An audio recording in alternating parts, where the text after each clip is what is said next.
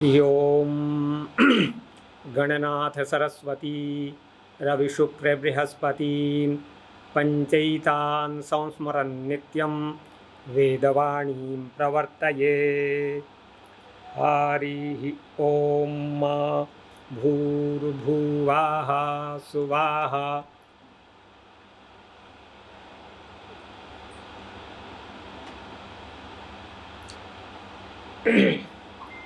हरिः ओम धामन्ते ते धामन्ते धामन्ते विशुवो विशुवन्ते धामन्ते धामन्ते विशुवम् ते विशुवन्ते ते विशुवं भुवनं भुवनं विशुवन्ते ते विशुवं भुवनं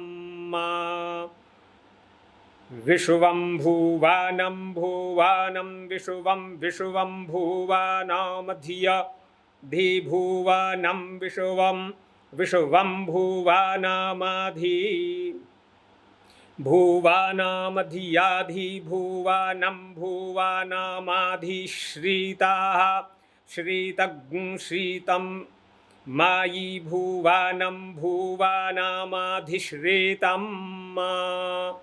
आधिश्रितं श्रितं मध्याधिश्रितमानुरन्तरताः श्रितमध्याधिश्रितमन्ताः श्रितमन्तर्ताः श्रितं श्रितमन्ताः सामुद्रे सामुद्रेन्ताः सामुद्रेन्ताः श्रितं श्रितमन्ताः सामुद्रे अन्ताः सामुद्रे सामुद्रेन्तरताः सामुद्रे हृदि हृदि सामुद्रे हृदन्तरः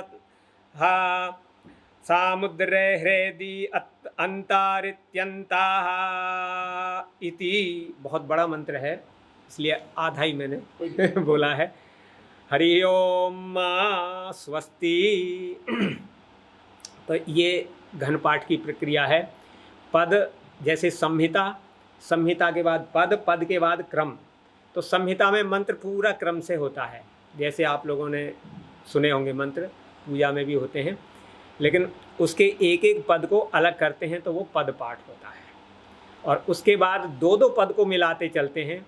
जैसे कोई भी मंत्र ले लिया, जजिए न जजिया माया जंता देवा, तो जजिए न एक पद हुआ, यजियम्मा दूसरा पद हुआ।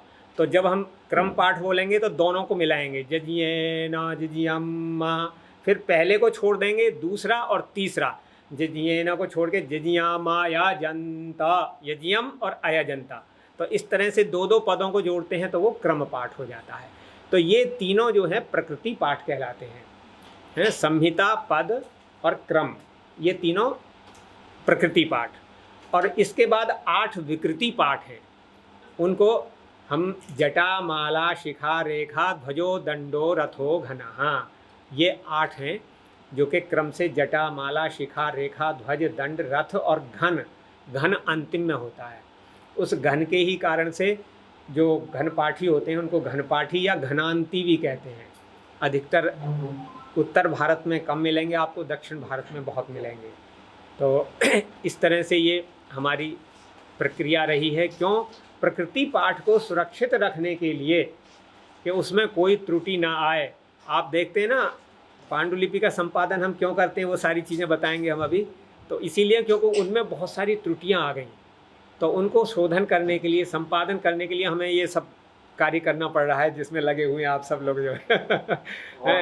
लेकिन वेद के लिए जो है ये बनाया गया विशेष रूप से विकृति पाठ, कि उसको हम उल्टा सीधा अनुलोम विलोम इस तरह से करके, अनुक्रम संक्रम विक्रम इस तरह से कई प्रकार से उसको करते हैं हम, तो आगे पीछे करके, जिससे पद का कहीं भी लोप ना हो सके, कोई गड़बड़ी न कर सके, कोई उसमें जोड़ ना सके। तो ये पाठ प्रचलित किए हमारे ऋषि महर्षियों ने। तो उसी क्रम में ये घन पाठ का एक थोड़ा सा आपको आदर्श रूप है।